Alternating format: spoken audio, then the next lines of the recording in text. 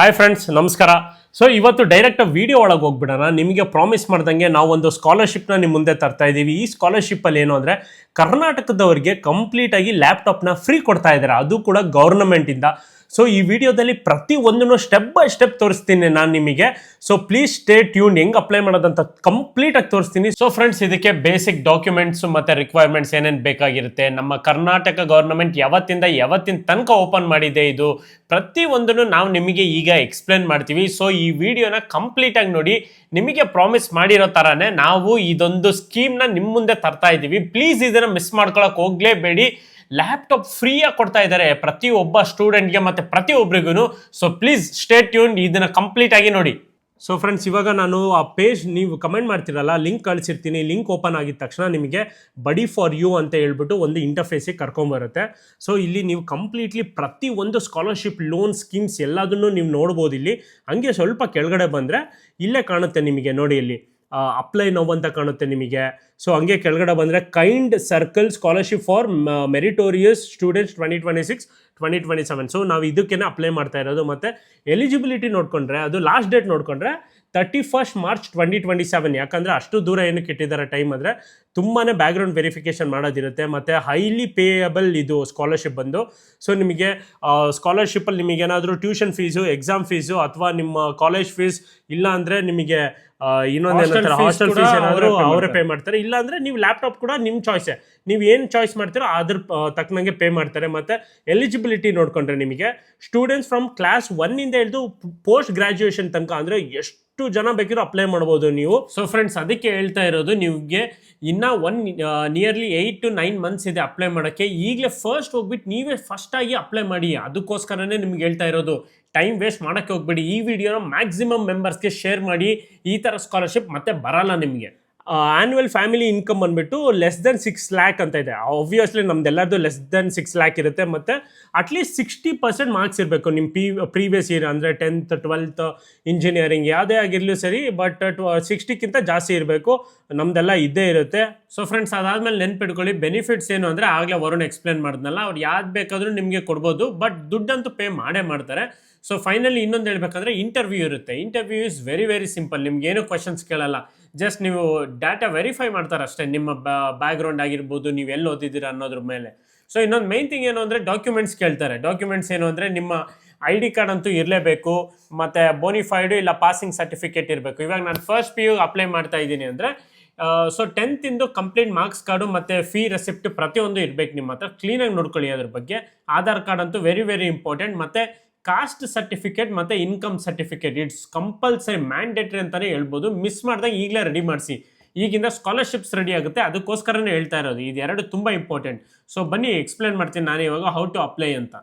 So apply ಮಾಡಿಬಿಟ್ಟು ಈ documents ಎಲ್ಲ ಪ್ರತಿಯೊಂದು ವೆರಿಫೈ ಆಗಿಬಿಟ್ರೆ ನಿಮಗೆ ನೆಕ್ಸ್ಟ್ ಸೆಕೆಂಡಲ್ಲಿ ಅಪ್ಲೈ ಆಗಿಬಿಡುತ್ತೆ. ಸೊ ಅಪ್ಲೈ ನಾವು ಅಂತ ಕೊಟ್ಟಿದ ತಕ್ಷಣ ಈ ಥರ ಬರುತ್ತೆ ನಿಮಗೆ. ನಾನು ಆಗಲೇ ಲಾಗಿನ್ ಮಾಡಿದ್ದೀನಿ. ನೀವು ಅಷ್ಟೇ ಫೋನ್ ನಂಬರ್, ಜಿಮೇಲ್ ಏನ್ರಿಂದನಾದರೂ ಲಾಗಿನ್ ಮಾಡ್ಬೋದು. It's very simple. Class 1 to PG ಅಂತ ಕೊಡಿ, ಸ್ಟಾರ್ಟ್ ಅಪ್ಲಿಕೇಶನ್ ಅಂತ ಕೊಡಿ, ಅಷ್ಟೇ. ಸ್ವಲ್ಪನಾದರೂ ಟೈಮ್ ಆಗೇ ಆಗುತ್ತೆ. ಸೊ ಪೇಷನ್ಸ್ ಇರಲಿ. ಮತ್ತೆ start application first of all ಇದಕ್ಕೆ ನೀವು ಲಾಗಿನ್ ಮಾಡ್ಕೊಂಡು ಈ ಪೇಜಿಗೆ ಬರಬೇಕು. ಫಸ್ಟ್ ಆಫ್ ಆಲ್ ಲಾಗಿನ್ ಆಗಿರಲೇಬೇಕು, ಅದನ್ನ ನೆನಪಲ್ಲಿ ಇಟ್ಕೊಳ್ಳಿ. ಅಂದರೆ ರಿಜಿಸ್ಟರ್ ಆಗಿರ್ಬೇಕು ನೀವು. ಅದಾದಮೇಲೆ ನಿಮ್ಮ ಆಧಾರ್ ಕಾರ್ಡ್ ಕೇಳುತ್ತೆ, ಒಂದು OTP ಬರುತ್ತೆ. ಸೊ ಅದೇ ಥರ ನಿಮ್ಮ ಆಧಾರ್ ಕಾರ್ಡ್ ನಂಬರ್ ಕೊಡಿ, ಒಂದು OTP ಬರುತ್ತೆ, ಆರಾಮಾಗಿ ಆಗ್ಬೋದು. ನಾನು ನಿಮಗೆ ಸ್ಟೆಪ್ ಬೈ ಸ್ಟೆಪ್ ತೋರಿಸ್ತಾ ಇದ್ದೀನಿ. ಸೊ ಇದು ಡಿಜಿ ಲಾಕರ್ ಇಂದ ಮಾಡಿರೋದ್ರಿಂದ ಇಟ್ಸ್ ವೆರಿ ವೆರಿ ಸೇಫ್. ನಿಮ್ಮ ಡಾಟಾ ತುಂಬ ಸೇಫ್ ಆಗಿರುತ್ತೆ. ಏನೂ ತೊಂದರೆ ತಗೊಳ್ಳೋದು ಏನೂ ಇರಲ್ಲ ಇದರಲ್ಲಿ. ಸೊ ಒಂದು OTP ಬರುತ್ತೆ, ಸ್ವಲ್ಪನಾದರೂ ವೆಯ್ಟ್ ಮಾಡಲೇಬೇಕು. So as soon as OTP comes, ನೀವು ಹಾಕಿದ ತಕ್ಷಣ ನಿಮಗೆ ವ್ಯಾಲಿಡಿಟಿ ಬಂದು 10 minutes ಇರುತ್ತೆ. ಹಾಕಿದ ತಕ್ಷಣ ನಿಮಗೆ ಇನ್ನೊಂದು ಇಂಟರ್ಫೇಸಿಗೆ ಕರ್ಕೊಂಡು ಹೋಗುತ್ತೆ, where it collects all the documents. ನಿಮ್ಮ ಪ್ರತಿಯೊಂದು ಡಾಕ್ಯುಮೆಂಟ್ಸ್ ಕೂಡ ಕಲೆಕ್ಟ್ ಮಾಡುತ್ತೆ ಅದು.